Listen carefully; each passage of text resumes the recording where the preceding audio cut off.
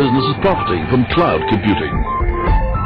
In this issue of Forbes India, on stands now.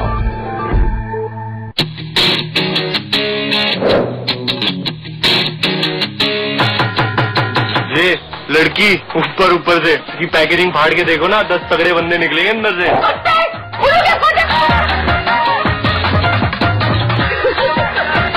तू arrange वाली करेंगी? Love की कॉम्प्लिकेशन में तो मुझको वैसे नहीं पढ़ना। वो वाली कॉम्प्लिकेशन तेरे को कभी होनी भी नहीं है। किसी को तेरी तरफ देख के आंख फोड़वानी है। लुका पटा।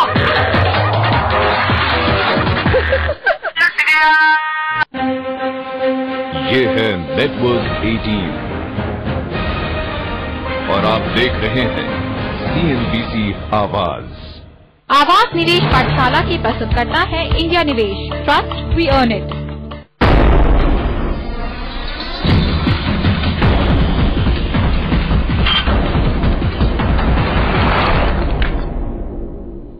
आवाज निवेश पाठशाला के 5वें एपिसोड में आप सबका स्वागत है। बाजार में आप सब पैसा लगाना चाहते हैं और पैसा कमाना चाहते हैं, लेकिन दिक्कत यह है कि पैसा लगाएं कैसे, कौन सा शेयर खरीदें, बाजार ऊपर जाएगा या नहीं, ये कैसे जाने। अब तक आप तरीका जो अपनाते थे, किसी से पूछ लिया, किसी ने कह दिया पैसा लगा लीजिए बाजार में, लगा देते हैं, ये शेयर खरीद लीजिए, खरीद लेते हैं, बेचने के लिए बोल दे तो बेच देते हैं। लेकिन कुछ लोग ऐसे हैं जो समझना नहीं चाहते हैं और कुछ लोग ऐसे हैं जो समझकर इन्वेस्ट करना चाहते हैं, लेकिन उनके साथ दिक्कत ये कि बाजार को समझे कैसे, कौन सा शेयर खरीदें, कौन सा शेयर बेचे, कौन सा न खरीदे, ये कैसे जाने, किस तरह से पूरा एनालिसिस करें, और बाजार जब ऊपर नीचे होता है तो क्यों होता है, क्या वजह है, क्या फैक्टर्स है।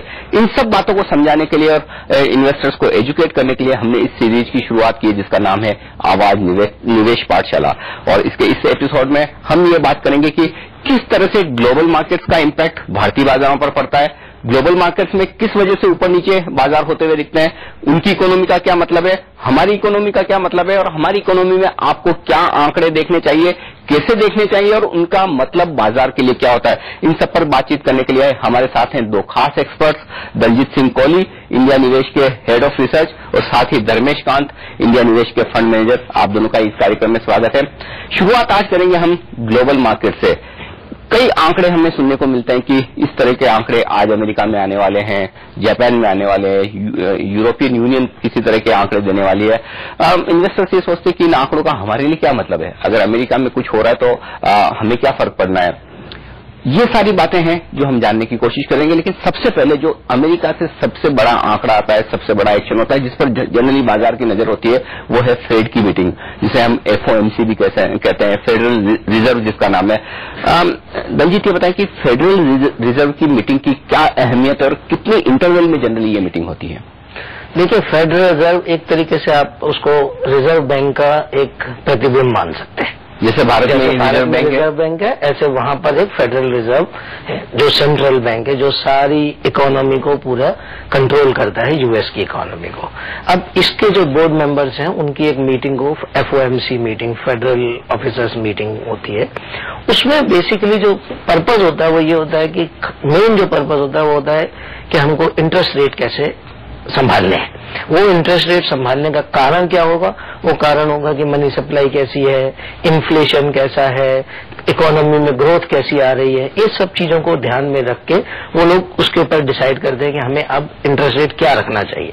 तो जैसे पिछले दिनों में हमने देखा, जब मेल्ट डाउन हुआ, सारी इकोनॉमी एक तरीके से स्टैंड स्टिल हो गई, रुक गई अपनी जगह। अब इस जब रुकी हुई इकोनॉमी को कुछ धक्का लगाना है तो इंजन में कुछ तेल डालना है। अब वो तेल डालने किस तरीके का, इकोनॉमी में तेल डालने का मतलब क्या है, पैसा लाना है। तो रिजर्व बैंक का काम क्या है कि वो आपको प्रोवाइड करे ऐसे इंस्ट्रूमेंट्स जिससे कि आप उसमें इकोनॉमी में एक्टिविटी जनरेट कर पाए, और जब वो जनरेशन होगा ग्रोथ बनेगी तो आपको कंजम्पशन से उसका वापस ये सर्कल चालू होगा। तो FOMC का काम ये था कि भाई कितना हम पैसा प्रोवाइड करें और क्या रेट ऑफ इंटरेस्ट रखें, यानी कि ब्याज दरें और लिक्विडिटी, ये दो इंपॉर्टेंट काम है। धर्मेश ये बताएं कि अगर अमेरिका में ब्याज दरें बढ़ती है या घटती है तो उसका अमेरिका के बाजारों के लिए और भारतीय बाजारों के लिए क्या मतलब निकलता है। जी, पहले ये देखने की जरूरत है कि अभी जो ब्याज दरें अमेरिका में है वो क्यों है। अभी वहां की ब्याज दरें जो फेड ने तय की है वो 0 से 0.25% की है। ये एक कंटीजेंसी मेजर है क्योंकि वहां की इकोनॉमी अभी काफी प्रॉब्लम्स में है, रिसेशन से निकल के आगे आ रही है, इसलिए रेट लो रखा गया है। उनकी जीडीपी ग्रोथ जस्ट निकली है रिसेशन से बाहर। लास्ट क्वार्टर का हमने देखा 2.2% था, उसके पिछले क्वार्टर का 1.7% आया था। तो ग्रोथ दरें जो है अभी बढ़ी नहीं है। अगर ब्याज दरें अभी बढ़ा दें तो जो क्यूई मेजर्स है, जो स्टिमुलस इकोनॉमी में देते हैं, उनका मतलब नहीं रहेगा। तो इन दोनों को मैनेज करने के लिए यूएस में जो है अभी दरें कम रखी गई है। जब तक दरें कम रहती है, लिक्विडिटी आती रहती है यूएस के बाजारों में, तब तक वर्ल्ड इकोनॉमी भी अच्छी करेगी, क्योंकि US is the world's largest GDP group. They are 20% of the world GDP market and they are the biggest consumer. तो वहां पर यह देखना होता है कि अगर वहां की इकोनॉमी बढ़ रही है, वहां के इनकम्स बढ़ रहे हैं, तो वो ज्यादा कंज्यूम करेंगे, उसका सीधा फायदा इमर्जिंग मार्केट को भी होगा, यूरोपियन मार्केट को भी होगा। दलजीत, आजकल ये एक बड़ी वो टर्म चल रही QE2, क्वांटिटेटिव ईजिंग, इसका क्या मतलब है और इसका अमेरिका के बाजारों के लिए और भारतीय बाजारों पर क्या असर होता है और किस तरह से इसे देखना चाहिए? बहुत सिंपल टर्म्स में इसका मतलब यह है स्टिमुलस पैकेज। सरकार ने देखा कि ये ग्रोथ कम हो रही है, तो उस ग्रोथ को कैसे वापस रीजेनरेट किया जाए, कैसे निकाला जाए, इकोनॉमी को धक्का लगाने के लिए उन्होंने आपको बोला कि ठीक है, हम आपको लिक्विडिटी प्रोवाइड करेंगे।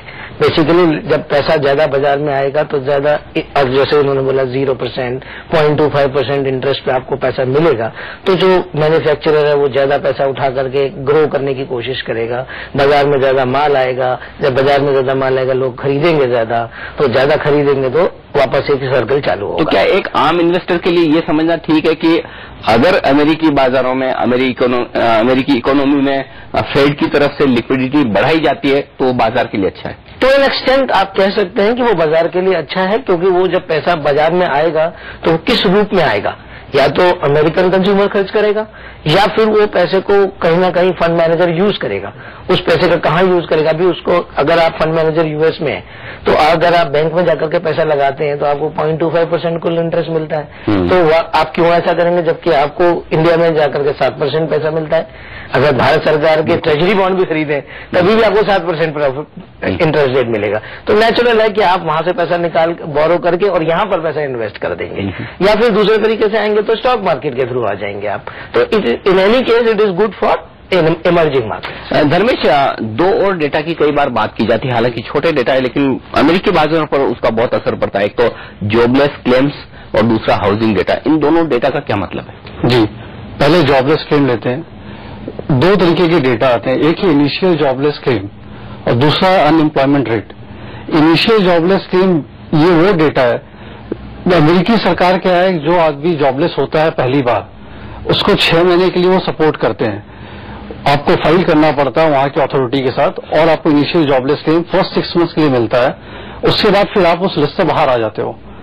तो ये डेटा इसलिए अहम है क्योंकि अगर ये जॉबलेस रेट बढ़ता है, इनिशियल जॉबलेस क्लेम, तो अनएम्प्लॉयमेंट इकोनॉमी में बढ़ रही है। इसका अंडरलाइंग इम्पैक्ट ये हुआ कि इकोनॉमी अच्छी नहीं कर रही है, लोगों को नौकरी नहीं मिल रही। जी, लोगों को नौकरी नहीं मिल रही है। और अमेरिका क्रेडिट मार्केट है, वहां के लोग कंज्यूम ज्यादा करते हैं, सेविंग कम करते हैं। नौकरी नहीं रहेगी तो फिर कहां से कमाई आएगी और फिर आगे जिंदगी कैसे चलेगी? ये काफी, अगर ये जॉबलेस क्लेम बढ़ते जाएं तो इसका मतलब चिंता करने की बात। जी, एकदम चिंता का। हाउसिंग डेटा में क्या देखना चाहिए? हाउसिंग डेटा में 4 तरह के डेटा आते हैं। एक है FHFA प्राइस इंडेक्स। ये इंडेक्स वहां के हाउसिंग प्राइसेस पर बेस्ड है। वो इंडिकेटिव है कि प्राइसेस ऊपर जा रही है या नीचे आ रही है। दूसरा है हाउसिंग स्टार्ट। ये जब एक हाउसिंग कंस्ट्रक्शन एक्टिविटी शुरुआत हुई है, ये सिंगल होम का भी हो सकता है, मल्टी स्टोरी बिल्डिंग की भी हो सकती है, अपार्टमेंट की भी हो सकती है, उसको रिकॉर्ड करता है। तीसरा डेटा है एग्जिस्टिंग होम सेल्स डेटा, ये रीसेल हाउसेस के डेटा है। एंड चौथा डेटा है न्यू होम सेल्स डेटा। ये चारों डेटा अगर साथ में बढ़ रहे हैं तब तो इकोनॉमी में कोई तकलीफ नहीं है, यानी कि तेजी के सिग्नल है। तेजी के सिग्नल है, इकोनॉमी पिक कर रही है। यानी कि आपने देखा कि किस तरह के अमेरिकी बाजारों में जो डेटा आते हैं उसे आप समझे और उसका मतलब अमेरिका के बाजारों के लिए और उसके बाद पूरे बाजारों के लिए, विश्व भर के बाजारों के लिए, भारतीय बाजारों के लिए निकाले। लेकिन एक और इम्पोर्टेंट बात है डॉलर इंडेक्स। आजकल उसकी बहुत चर्चा होती है और उससे बाजार काफी ऊपर नीचे होता है। क्या है डॉलर इंडेक्स, कैसे इसे पढ़ना चाहिए और साथ ही भारतीय इकोनॉमी के लिए क्या डेटा इंपॉर्टेंट है और उसे आप कैसे एनालिसिस करेंगे, ये जानेंगे हमारे दोनों ही एक्सपर्ट से एक छोटे से ब्रेक के बाद।